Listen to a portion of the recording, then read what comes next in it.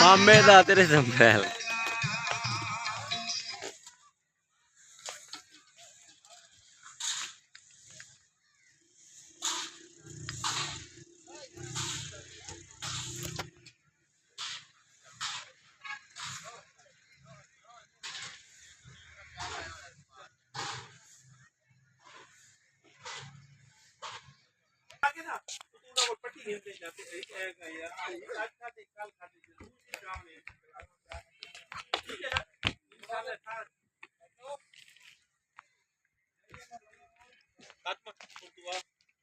ठीक है स्टेज बन गई है